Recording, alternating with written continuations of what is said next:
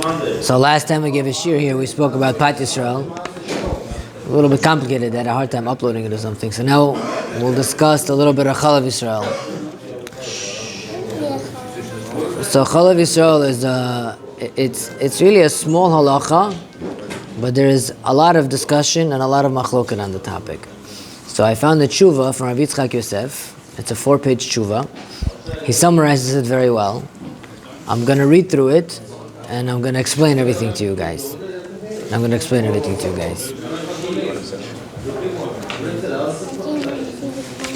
He says,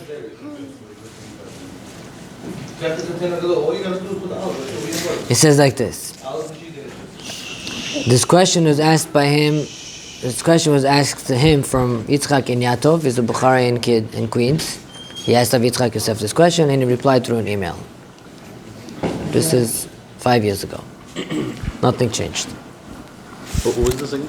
Yitzchak and Yaakov. He says like this: chalav shel behema tameya. Rav Yitzchak Yosef. This is his answer. Chalav shel behema tameya.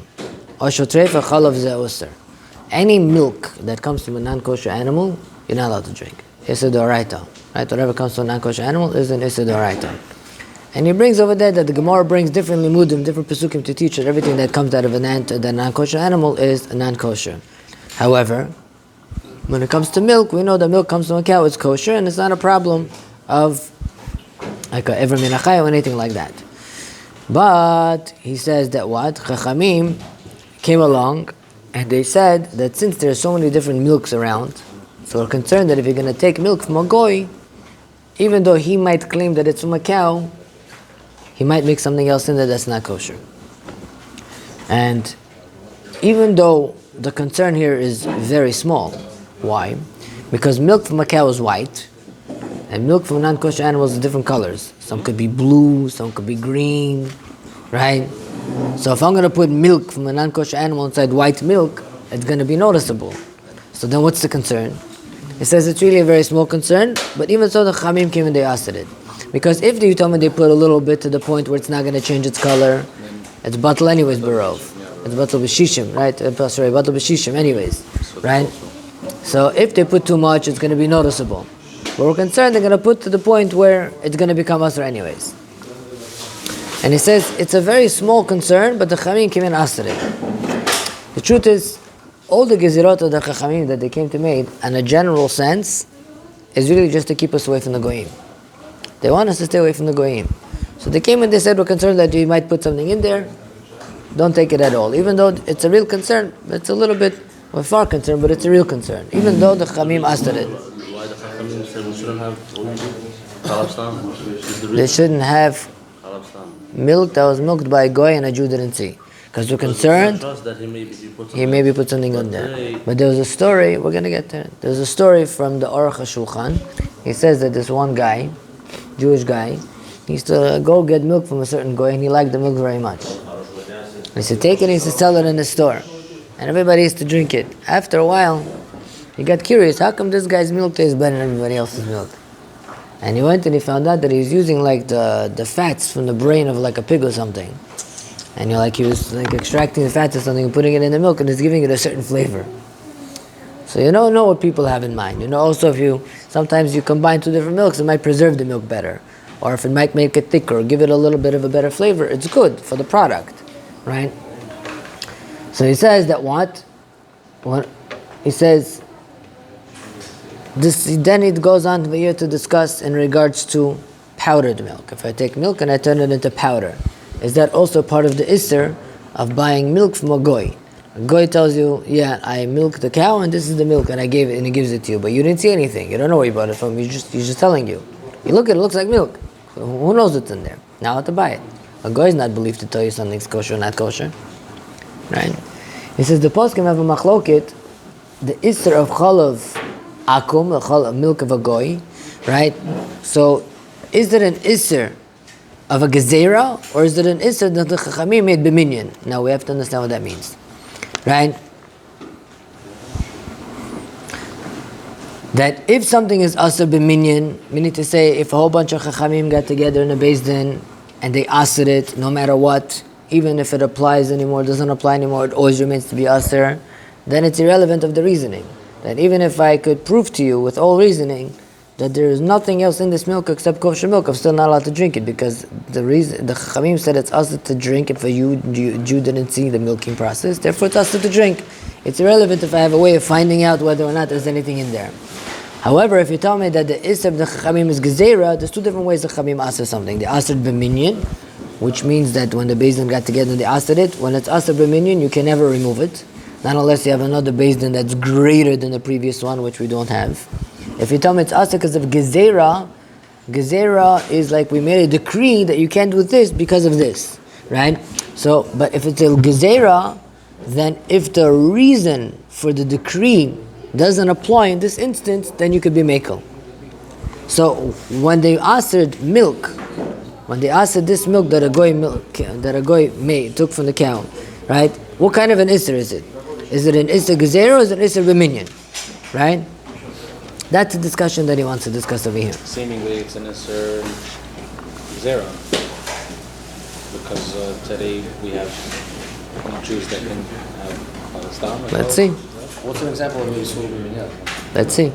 He says chalav akum is a din in the Gemara. Right? Right? It's something that's mentioned in the Gemara. Right? Just like we find chazarat hashas. Chazaran Shmona Esrei. Why do we do Chazaran Shmona Esrei? Anybody know? People that know how to read. Yeah. For people, we didn't have to do them like we have today. For people that didn't know how to read, the Chazan would read one time, the second time he would read by heart loud, and all those people that can't read, he would have in mind for them and he would be yot to them. Nowadays, everybody knows how to read. So how long do we have for Ravit? What? Ravit was Rishut. It was never an obligation on Ravit. It was instituted as a reshut. You want to daven, you don't want to daven. And with the generations, Klal Yisrael made it as a chovah. But the original institution was not a chovah. Right? Now, nowadays we all know how to daven. We all come, we have a minyan of 10 people, we all know how to daven. We all, Baal Peh, we all Rosh Yeshivas. Right? Why we do it still? We still have to do chazara. You can't say, okay, we know how to daven, and you do chazara. Why? It's a takana. Chachamim came along and said, you must do chazara, it's a takana. We can't mevatel the takana. We can't say, okay, we know how to daven, we can remove it. You can't do that. Once the Chachamim established b'minyan that this is the way it has to be, there's nothing we can do about it. We can't remove the gezerah that the Chachamim made. Right?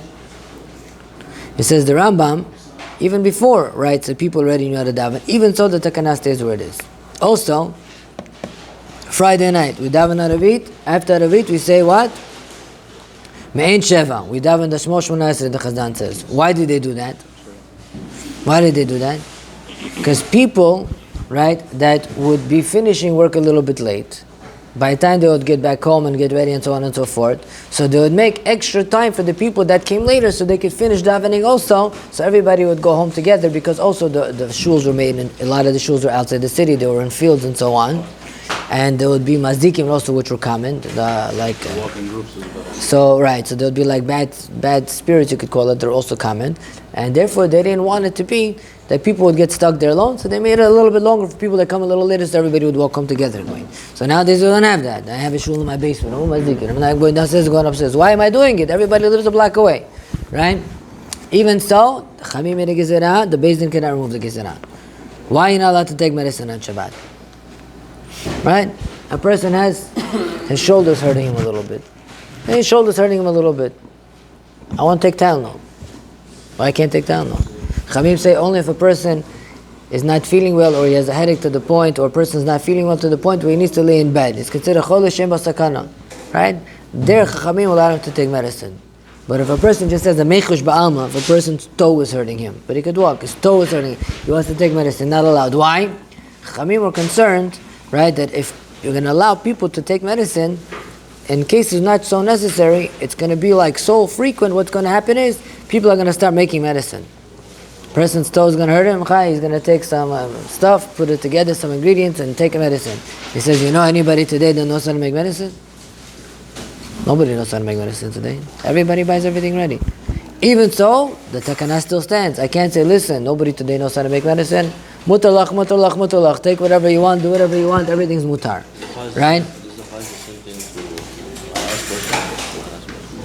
Yeah, you can ask. No, that's an Issa D'Oraita. Smearing is an Issa D'Oraita. adding? Nah, that's a Darabanan. That's already different. Already there, you're playing with a Doraita. You're doing a B'derech Darabanan. Also, person needs to be sick. It's already If a person does it on a normal daily use, let's say every Sunday, Monday, Tuesday, Wednesday, or 2-3 times. cream. Yeah, Vaseline, chopsticks. Is he allowed to do on Shabbat if he really does it during the week? Smearing creams is an For Doraita. women, same idea. It's all the same thing. It's an Doraita. It's Mimareach. I can't take cream in. I could take like this. I could take. You see, like what is it called? For hand sanitizer. Hand sanitizer. Something like this that's liquid in water, like soap that I put on my hand.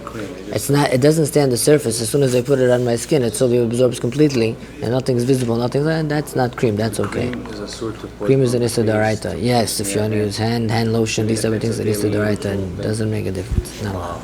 Let's go on. Right? Dancing on Shabbat. Right? Chachamim said it's also to dance on Shabbat.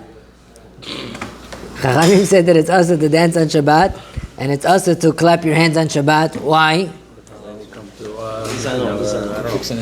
We're going to make an instrument. It says what's going to happen if you're going to start singing and dancing and clapping. You might come and make an instrument. Tell me, anybody today knows how to make an instrument? Nobody knows how to make an instrument. Even so, the Chachamim's takana still stays. You can't remove the Chachamim's takana. Right? So you see, when the Chachamim made a takana, they made a takana. So also by a goy that he milked the cow, is it a takana like the Chachamim that even if the doesn't apply the reasoning that I know for sure the goy didn't put anything in here, just didn't have a Jew look at it. Can I drink it? Right? The reasoning doesn't apply. Is it still usher or is it an isser only based on reasoning? Right? That's his question over here.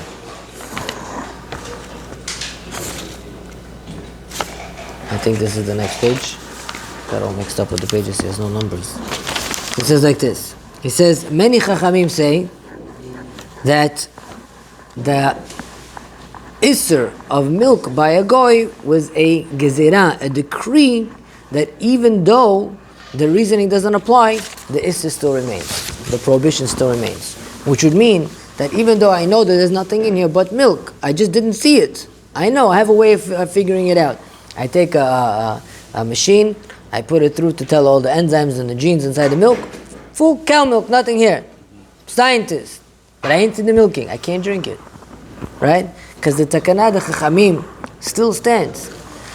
He says, there is a rishon called a tashbetz. He says, no. He says, if you have a city that doesn't have pigs or camels that they could be milked, that's not kosher, that there's a concern for the goy to mix, so then the chachamim didn't answer it. Right?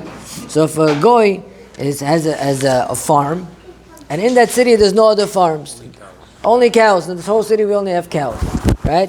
So what's the concern? There's no chashash, they delivered it in. Yeah, what's the concern? Right? There's nothing in the city. So Tashbet says if there's nothing in the city, even though I didn't see the milking, I can be assured that there's nothing there. I could buy from a goy. He says it's the Isser, the prohibition depends on the reasoning.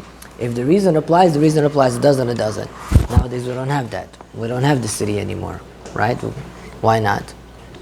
Everything's more trademarked. Everything's official. But why don't we have milk in the city anymore? Because it's everywhere. You can get it anywhere today. I looked it up. In Pennsylvania itself, where a lot of the milk comes from, today there is a lot of production of camel milk on the market also. There's camel milk farms also. Why? For Muslims. The Muslim brothers, they like this stuff, right? They like camel milk. So for them, there's camel milk. They make camel milk. So automatically you don't have... Here? In Pennsylvania, there's a camel farm. Yeah. Right? There's about 11% of camel production, I think, in America now. Right? So you have now camel milk on the market. It could be in the same city. It could be a mile away from this farm. Right? So the heter of the tashbet that says, if you don't have anything tummy in the city, then the issue wouldn't apply, so you can't rely on this heter. Why? Because today you have tummy milk in the city. Right? Oh. So New York City, 5 balls. So it's a perfect example. In the same city. Here. No, when they're milking the cows, in that city where they're milking the cows, is their milking of non-kosher animals. So Tashbet says it depends on the city. Let's see. He says the Rashbash also writes that it all depends on time. The Maharaj Doran also writes, right, that it depends on the reasoning. The Radbaz also writes that it depends on the reasoning. That what? That if the reason is there, it's usher. If the reason is not there, it's mutter. We need to say all the Rabbanim I just quoted now would say if there is no non-kosher animals there, there's no concern. the Chachamim asr it, but they asr it based on the reasoning. If the reason doesn't apply, it's mutar. He says also over here, right? If the Radbaz is more lenient, the Radbaz, the Pri Chadash, and the Or HaChaim HaKadosh, which is the Pri Toar, they're even more lenient. They say that even if you have non-kosher animals that produce milk in the city, but if this goy doesn't have any non-kosher animals that produce milk in his farm, then the issur doesn't apply also. Like this. The Rishonim that we quoted before, the rabbis who quoted before, say you have to have non-kosher, you have to be able to have only kosher cows in the whole entire city. If you have a non-kosher farm in the city, you cannot rely on the goy even though you didn't see. These chachamim that we just mentioned, the Pri Chadash, the Radbaz, and the Pri Toar, say no, even if you have non-kosher animals in the city, if this goy in his farm only has cows and only has kosher animals, what's the concern? If the goy comes and he milks and he says this is cow milk, I know he only has cows in his farm. What do I have to be worried about? They hold you could drink it. It's mutar. It's mutar. Right? Why? Because they learn that the prohibition of chalav Yisrael, that a goy milking the cow and the Jew has to see it, only applies in a place where there's non-kosher milk also. And Was that ever like that? There's always it's always a mix of different animals. Let's see. Never Right? just cows. And they hold that the issur is really dependent on the reasoning. So remember, this is the fundamental machloket here. Is the issur of a goy milking a cow and the Jew seeing it, an issur that depends on reasoning, that if the reasoning doesn't apply, it's mutar, or no, once a chamim asad it, even if I can prove to you here that there's nothing here, it's asar. It's machloket rishonim. Right? So until now we're bringing all the rabbis that say it depends on the reasoning. Right? So we brought a lot of chamim so far. Right? The Chazon Ish also writes the same thing. The Chazon Ish writes if you don't have in the city. Right? But nowadays we can't use the city. Nowadays we have to use the Radbaz, the Pri Toar, and the Pri Chadash. That if it's not in that farm, because the heter of the city we don't have. In the city there is. Right? So he says over here that what? The Pri Chadash writes that what? He says all the Chachamim in Amsterdam, they used to drink milk from a goy, they used to milk in his farm when he didn't have anything non-kosher in his farm. That's the way the Pri Chadash writes. The Pri Chadash was a very big time in Chacham, about a few hundred years ago. He says in Amsterdam, all the Chachamim used to drink milk that a goy used to cow, the goy used to milk the cow, and as long as the goy only had kosher animals on his farm, even though there was another farm nearby that had not kosher animals, doesn't make a difference. If from this farm the goy brought you milk, we're not concerned. And the Pri Chadash writes, all the Chachamim used to drink in his generation milk like this, the way we would call it the chalav stam. Right? The Sedei Chemed, right, says no. He says all the Chachamim and the Sephardim disagreed with the Pri Chadash.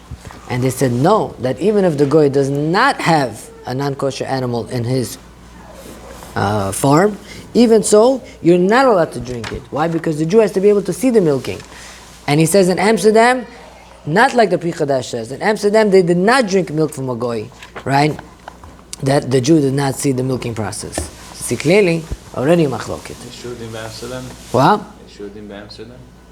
There's Jews in Amsterdam? Amsterdam was a very big Jewish community before. Yeah. How about everywhere? I don't know about today. No, today people go there for different reasons. Yeah. Okay, that says like this. So we have the Tashbetz, the Rashbash, the Maran, the Aron, the Chut Mishulash, and the Radbaz, right? That all write that the issur of chalav Yisrael is really only an issur that depends on reasoning, and it's not like a gezerah that always applies. Those are the chachamim that say it like that. Now, he brings another sefer over here called Bashamayim Rosh. He says the sefer Bashamayim Rosh was written by the Rosh. The Rosh was one of the main Rishonim, one of the greatest Rishonim. Rav Yitzchak Yosef writes, he says that there was a time in Jewish history where all of Klal Yisrael only followed the Pesakim of the Rosh. That's how big the Rosh was, huh?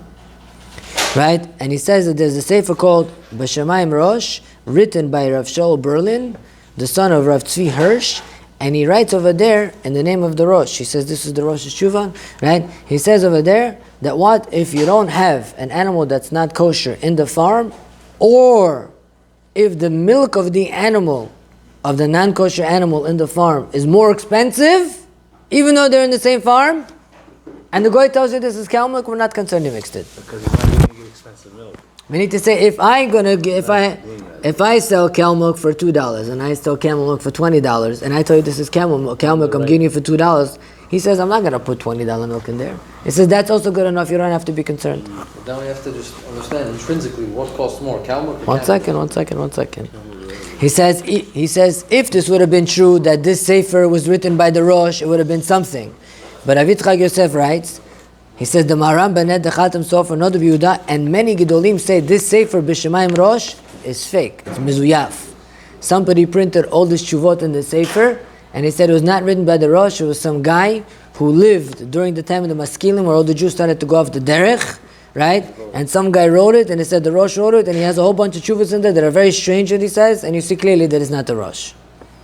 And he says, just like we have today, he says, there are many Rabbanim that think that they're big tzaddikim, and they think the koach of heter is adif, and they want to matter everything mutter lach. He called the rabbi asking question, Rabbi, I have a question, it's mutter, don't worry. I didn't ask the question yet, it's mutter, don't worry. Right, mutter lach, right? But Lamaaseh, he says, this became the hashkafa today, that people think that everything has to become mutter, you can't make anything aser. He says, look what he says, I know personally Rabbanim that are very corrupt mentally, right? And they're very comparable to the Reform Rabbanim that first started coming out during the time of Maskilim. And he says there's a certain Rav in a certain city. He writes his name. I don't want to say it. I'm scared to say it. He writes his name. He says this Rav wrote a sefer in halacha, and he says in that sefer you're allowed to go to the movie theaters with your wife, and whenever there's non-kosher scenes on the TV, you could just close your eyes. That's a comparison, or he actually? No, he writes in his sefer. Exactly. Yeah, and he says there's not for no reason that my father, Rav Avadia, says that this Rav is a Rasha, right? And all his hashkafas are all puzzle. So he says, you see from here that there's some people don't understand that the Torah is not ours to just decide whatever they want, and because the koach of the heter, you can do whatever you want. Rav Avadia said he's a Rasha. What do you want me to tell you? He's a rush. I'm saying maybe the answer got out in the book where he didn't want to get in the To book. give such a heter, it's like. He wrote it in a sefer. It's not. He wrote it in the sefer? These are hashkafot pesulot. You know. Why they give a telling for wigs, people that are struggling, this, that, That's something else. You can't go into a machlokat or poskim to something that hashkafically is wrong. Somebody that's hashkafically messed up to matter such a thing. It sounds like an answer for someone who doesn't keep Shabbat is off the derech. It sounds like an answer. No, that's what he paskened. He didn't differentiate. And Rav Avadia said that this person that has such hashkafot is a Rasha, right? A person cannot just think, okay, koach the heter adif, gonna make everything mutter.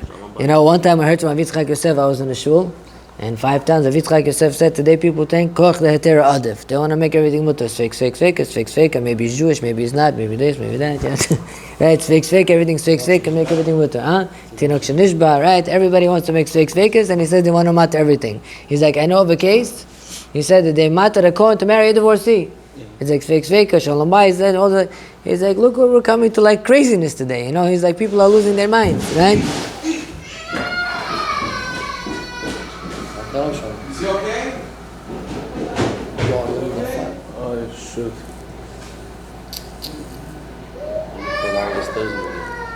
Is he alright? Yeah, I heard that. But Is he okay? Mother's there? Fell in the stairs. So it says like this. So you see that, you know, this idea that everything has to be mutter is corrupt. You have to paskin halacha. If it's true, it's true. If it's not, it's not. You can't just make everything mutter because you want to make it mutter. So you find somebody that says mutter, okay, mutter. You know, there's a story. This one lady came to the rabbi and she asked the rabbi, I have a shayla, the chicken was shechted, and there's a shayla here whether or not it's treif. Right? The rabbi is sitting and he's thinking. He's like, the Ramban held that it's mutter, but he opens his eyes, sees the lady left already. He comes after, he says, where'd you go? He's like, I heard the rabbi said, the Ramban says mutter, so I left, right? He's just thinking, he didn't say anything. Right there, people hear the word mutter, that's it. Nothing else matters anymore, right? Wow. But the point is, the person needs to know the truth. Needs to know the emes. Rambam says mutter. But he says mutter. Who says the halacha is like the Ramban? majority Shulchan Aruch by following Ramban, no? If you have all the poskim that disagree with him, no. You have to know when, So right? Rizal says something. Usually, I had a question like a while ago, and apparently that Rizal was okay with it. So I don't know exactly the halacha l'maseh or whatever, but how do you go by that if the Rizal says it's okay? Like what? Whatever, there's a certain idea with like riding like a bicycle or like a scooter or something on Shabbat, and it's not electric or whatever. It's mutar to ride a bike on Shabbat. If there's an Erev. If there's an arrow, yeah. The reason why they didn't allow riding a bike, the Ben Ish Chai says mutar. The Ben Ish Chai says mutar to ride a bike. Now everybody comes and says, no, it's not what he meant. He meant the caravan, he meant this, he meant that. But the truth is, there are those who say, no, he meant you could ride a bike. But they say that what? We're concerned that if the chain's going to break, you're going to fix it along the way. Right. But the scooter has no chain. The question is, so you're concerned the chain is going to break, but we're not allowed to make new gezerah today. The Chachamim are not allowed to make a new gezerah today. However, they're allowed to make like a takana in a way. Meaning to say, if I see as a Rav of a Kehillah, let's say, I see everybody's riding bikes on Shabbat, and the bike keeps breaking, everybody's fixing their bikes. Isurei do right all the time. Right, a bike is not a problem, but look what's happening because of these bikes. I'm allowed to say, Kehillah, asur to ride bikes. That's it. Nobody's allowed to ride bikes anymore. And as a Rav of a Kehillah, the Kehillah has to listen to the Rav. He made a takana. He needs to remove the Kehillah from doing an Isser. Right? So this is what they were concerned for. So a scooter is less of a problem, but it's weird. In Florida, everyone's on scooter. Imagine a guy riding a scooter to shul. It is like on a a scooter. I was in Florida, but Everyone's riding There's scooters. 150 scooters outside the shul. Like manual scooters? Yeah, manual kick scooters. Manual, you see 40-year-old First of men, all, and you it's- see 10-year-old kids with the father and Everyone's son riding scooters. scooters. It's because it's hot and it's far distance. Rabbi, it's the same thing in deal. I can't tell you that it's asur. I've never It's seen not. it until I It's saw it. asur. Is it No, it's not asur. Maris Ayin maybe? There's no isser riding No, a the scooter. Kehillah does it. What's the No, it's isser not riding a It's scooter? not Shabbos day. It's not, yeah, Shabbos. It's not Shabbos. Okay, it's not beruach HaShabbos. That's what I told you before. It looks weird. That's probably Right? that's probably But halachically, I can't tell you that it's asur. I'm going to tell you it's asur. Why is it asur?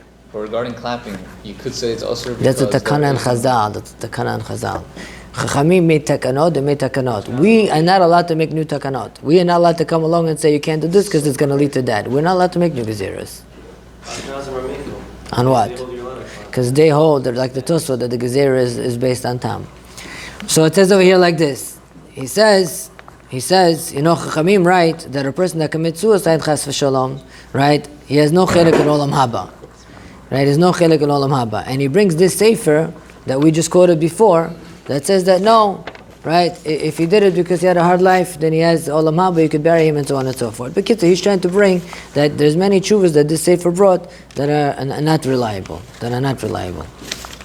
Now, until now we brought the Pri Chadash, the Pri Tor, the Radbaz, and the Tashbetz and so on that write that the Isser of a Goy, the prohibition of a Goy milking a cow without a Jew seeing is a prohibition that depends on reasoning. That means that if the reasoning of a Goy mixing something else in there doesn't apply, whether or not it's more expensive or whether or not he doesn't have an animal that's tummy in his farm, or whether or not he doesn't have an animal that's tummy in his whole city, right? So until now we learned that it's a reasoning, it's an Isser based on reasoning. So if I could prove to you that there's nothing here, it's okay. Now, we're going to go on the opposite end. Now we're going to bring all the poskim that hold that it's not an Isser based on reasoning. It's an Isser based on takana. And once the Chachamim made a takana, even if I could prove to you right now, scientifically I could put the whole milk through a machine and I'll tell you 100% cow milk, nothing else in there. But if a Jew did not see the cow being milked, it's asur. Why? It's not reasoning, it's a takana. Even if I could tell you the reasoning doesn't apply. For example, right? If I tell you it's asur to eat food that a goy cooked. Why? The Chamim made an Isser that if a goy cooked your food, it's asur to eat it because they wanted to keep a separation between us. They were concerned if we're going to start eating, we're going to get close to them, start marrying them, chas v'shalom. What about if a priest that's 95 years old cooked my food, never had kids, doesn't have kids, is going to die tomorrow? Why can't I eat it? Still takana. That's it. The reasoning doesn't apply. They don't care about the reason. Exactly, right? Guys, right? So they don't care about the The reasoning. reason for the takana. Takana is to keep us away from Without them. asking questions. That's it. It was takana. What? Takana was made The the main rabbis were the afraid main of that. tikana of all these things separation. was to keep us separated. Separation. And if this was a reasoning, then you'd say, oh, he's a rabbi, whatever, he's a guy who's but dying, and mainly- you come to go with the younger guy who's going to... chalav stam. You're not involved in seeing any going. One second. No. That was the stam reasoning behind a lot of the takanot. But here the concern is also that they might put something in there. Now, is it a concern that if I can prove to you otherwise this is mutter or not? So until now we brought the poskim that said yes. Now we're going to say no. That it's a takana like all the other takanot. Like Tfilat Shmona Esrei. We can't say, okay, now we know that we're not going to do Shmona Esrei. So they say that chalav Yisrael is that same type of takana. That once it was instituted, you can't just bring logic and remove the takana. Right? So therefore, Not logic. You can't just bring, okay, it doesn't apply here, so therefore it's going to be mutar. He says like this. He says there's a Mordechai, there's a Shibbolei Aleket, there's the Rashba, which is a very big posik, and he said there's many more poskim. He says the Beis Yosef as well brings chelik of these poskim. That right, even if you don't have an animal that's tummy in your field, even if the animal that's tummy's milk is more expensive, it's a takana and a gezerah like every other takana and gezerah, and that's to the Shulchan Aruch paskins, and that's to the Ramah paskins. Right, the two main poskim of Klal Yisrael. That they hold that it doesn't depend on reasoning, rather it depends on that's it. The ones the Chamim and the Takanat, it's irrelevant or not. Once I could go ahead and show you, prove to you, here it doesn't, it's not in there. Right? Here it's not in there. Right? Now,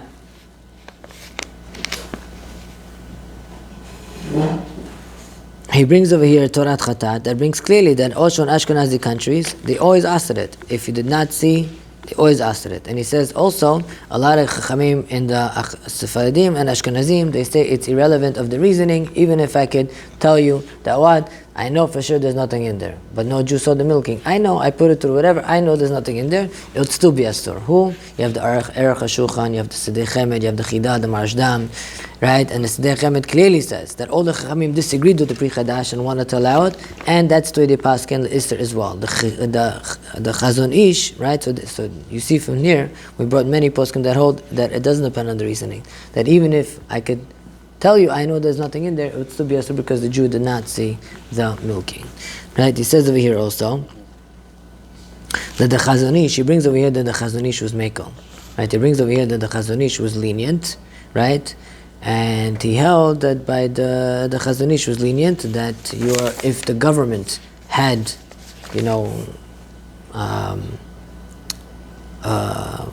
watch over the government, for example, they put a penalty or a fine, right, on a company that if they use any other milk, since the government will put a penalty and a fine on any other milk, therefore they're scared. He said that's enough to be considered. Sort of like today. Right, the Chazon Ish said, so therefore, Mela, that's enough to be considered that you don't have to be concerned that there's nothing else in there, right? But then again, the Chazon Ish is going like the Shitas that hold, right, the other way around. That what? That it's really dependent on mine. If I know here there's nothing here, right? Because I know that the government will find somebody and they'll give him a very big fine, right? And therefore, he relied on this logic that if the government is watching over and there's only cows there, and if the government catches anybody, they will find them, right? Then the Chazon Ish says it would be okay. Right? However, not everybody agrees to this. The Stipler says the Chazon Ish, when he wrote that tshuva in the middle of the war, and they were very desperate, they didn't have anything else, so he relied b'diavad to rely on these Sfaras. And he brings also Rav Moshe Feinstein that says the same idea. Rav Moshe Feinstein says that if you have in a city or in a town where they're scared to mix any other milk, right, then he says you could rely on the Pri Chadash and the Pri Torah and the Radbaz, right? That also that if you don't have anything in that farm, would be okay to be able to drink it. And therefore, he allowed B'diavad to rely on milk that was milked by a goy with the government watching over. Many take this. Moshe Feinstein was of the opinion that once you have the government involved in watching over this milk factory, and they're telling you that nothing is allowed to be in there, right? And if we catch you putting something in there, we're going to fine you. But Moshe Feinstein held that that's enough, and that's considered chalav Yisrael. Not that that's considered not mutter. He held that that's considered chalav Yisrael. He held that's enough to make it chalav Yisrael. The fear that they have and the knowledge that we have that we know nothing is in there is just like chalav Yisrael he held. But he says also Moshe Feinstein held that what? A Baal Nefesh should be machmer. Even though he mattered Mikra Din, he says somebody should be, he should still try to be machmer. Right? That's Rav Moshe Feinstein shita. However, many disagree with Rav Moshe Feinstein. Many Chachamim disagree with Rav Moshe Feinstein that the government watching over is not enough because it's a takana and chazal and it's irrelevant if you have a logic to tell you, I know that there's nothing in there. Chachamim is a takana, the takana is a takana. Besides the fact that you should know,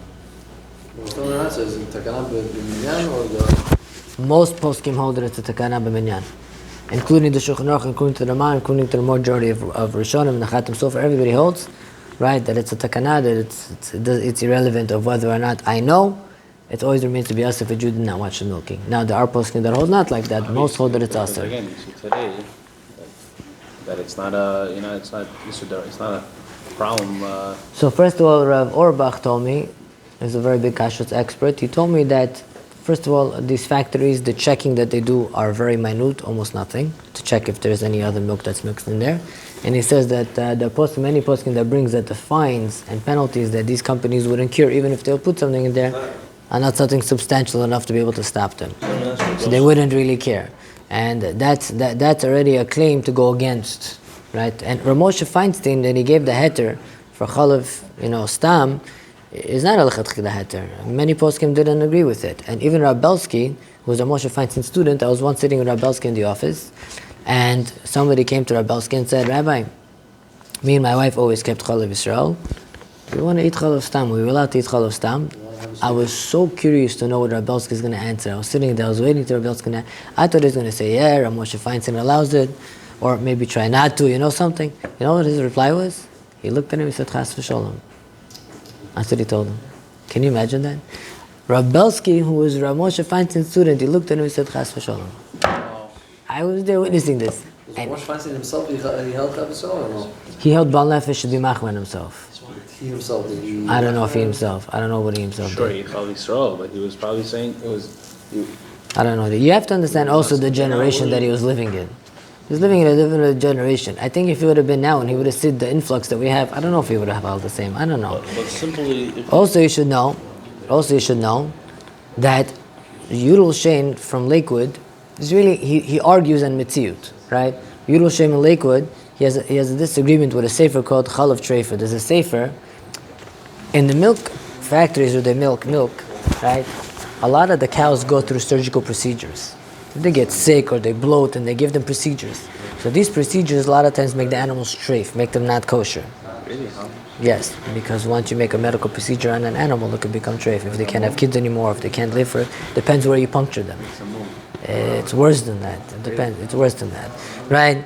So that's one of the main problems with shechita in Uruguay also. Whatever, it's a whole topic in of itself, right? So Yudel Shein held that the percentages of animals that go through procedures and are still being used in milk factories to make milk are less than 1/60th, and therefore he held that there's treif milk. There's more than 1/60th, and therefore he held that there's a lot of treif milk mixed from treif animals in the chalav stam milk that's being used, and it's not batal b'shishim when he said that it's aser. Wow. And he would hold that even according to Rav Moshe Feinstein to be aser. However, the chalav treifa, who was a sefer that wrote the other way around, he went through hundreds of farms and he said no. Even though there might be a lot of treif milk being mixed into the actual milk because of all the procedures, however, it's batal b'shishim. That's another concern that you have only by chalav stam, because chalav Yisrael animals don't use any cow that had a procedure on. Right? So that's another thing that you remove yourself from. Besides the fact that it's a very big kula chalav stam. It's not like everybody just thinks. And I'll show you. He brings over here a story with Rav Avadia. He brings a story. He says that Rav Avadia went to Brazil to Safras. You know Safra, the rich guy? Huh? Safra. Edmund Safra, yeah. He says they went to Brazil, and he said over there was a whole suda, there was a lot of milk over there, and his son told him that, that everything here is not chalav Yisrael, it's chalav akum, it's chalav from a goy. But it was under the memshala, the government made sure nothing is in there. Rav Avadia told his kids, his son was writing this, don't touch anything, he told him, don't eat anything, he told him. So see how Rav Avadia himself didn't hold with the skula, and Rav Avadia also said that the Shulchan Aruch does not hold that you're allowed to rely on tam, and he held that it's aser no matter what, even if a guy doesn't see it. And Rav Avadia himself doesn't allow to chalav akum by anybody. By little children that really need it letzorach, if there's no alternative, they're makel because there is makam to make a suffix and a drabanan, right? But lahalacha you see clearly the Rav Avadia told us all family don't touch anything here. But you mentioned it's Right? not there, right? Then it's also a machloket if it's a minyan or if it's. But Rov poskim hold that if it you're is. in 1 Florida second. or wherever, Rov yeah, poskim hold that it is, and the Shulchan Aruch hold that it is, and the Ramah, the mainstream poskim hold that it is. But you I'm could not be saying. makel if I'm you're not saying that generally it's. I'm not saying that it's us or all around. Everybody says that it's us. The Darbakim. Rav Shlomo Amar is makel. Shlomo Amar is a Mashash. I think is also makel. There are poskim that are makel, but again, these are kulos, right? It's a party world. These are kulos. Besides the fact that you have chalav treifa in there, these are kulos that you're relying on. Bito b'shishim, safek, maybe it's this, maybe it's that. You could be makel. Chalav treifa is a recent. It became very popular recent, right? Besides the fact you don't have the heter of all the Rishonim that we said that you don't have any milk that's not kosher in the city, which today we do have. They're on a separation down there. Wow. I've seen they want a separation and to be involved to the side of the woman. So they're saying not to be mixed in their life, be separated. You can't rely on a kula that's unacceptable in halacha. You know, it's a b'diavad kula. I spoke to Rav Leshkowitz in yeshiva, which is a very big Talmid Chacham. He said he doesn't understand the heter. Besides the farms, Yeah. if they put anything else that says something else in the ingredients, someone's allergic to it and drinks that milk. You don't know what else could be in there, and that's what I'm trying to explain to you. It's irrelevant. It's irrelevant. Someone's allergic to it. If it's a takana from the Chachamim that the Chachamim asur it, it's irrelevant of the reasoning. The Chachamim say that it's asur, even if I could tell you that there's nothing here. I'm trying to tell you like this. I bought a bottle of milk. I put it through a machine. It tells me everything's 100% cow milk, but a Jew did not see the milking. No one cares. Even so, it's asur because it was asur b'minyan according to all these poskim. That's what I'm trying to tell you. It's not something that's telling you in reasoning. It's something that's asur b'minyan. The conclusion is lechatchila, everybody should be machmer. That's for sure. Everybody will tell you that. When you say chalav akum, you're talking about chalav or OUD. All OUD means is this: the government is watching over. That's all it means. Even if milk does not have OUD in America and New York, is still okay. What? no one. You're actually putting this down, OUD. Milk. I'm telling you, milk in New York. If I go buy milk in New York, even if it does not have OUD, if it's milk from this country, is mutar. According to the idea where the Mimshala, According to the psak or Moshe of those that hold that the government watching over is enough. OUD is just telling you that the government watched over. That's all they're telling you, right? Even if they don't tell you, I know that, right? But you have a lot of poskim that say it's asur, even b'diavad. So how could you take something b'diavad and make it lechatchila? Also realize that actually chalav Israel, it doesn't keep as long as chalav akum. Oh. I asked somebody, there's no difference between chalav Israel and chalav akum. The difference, it's made in a factory. The difference is the meshgiach is there, the meshgiach is not there. It's not a plant full of from Jews making the milk. It's spoiled in 3 days. So that's what the problem is. The problem is that I asked a very big kashrut expert, how come the milk chalav Israel gets spoiled a little quicker? Because somebody told me, he said because they don't care about it. It's left out too much. I'm not saying all the time. I don't know. He told me that that's really the problem. It's a problem with the stores or the distributors. It's not a problem in the milk. The milk itself is the same thing. Is there a factory here? There's a factory here. They're making the same exact thing. There's a mashgiach here. There's no mashgiach there. It's the same thing. Distribution is slower. Distribution might be different. I don't know. What does the Jew actually have to do? Watch. That's it? The Jew has to go there, make sure they don't put anything before. He has to watch the milking. That's it. That's the halacha. That Hashem we need, and maybe next topic you guys will choose. well, you mentioned that Stop it. you mentioned that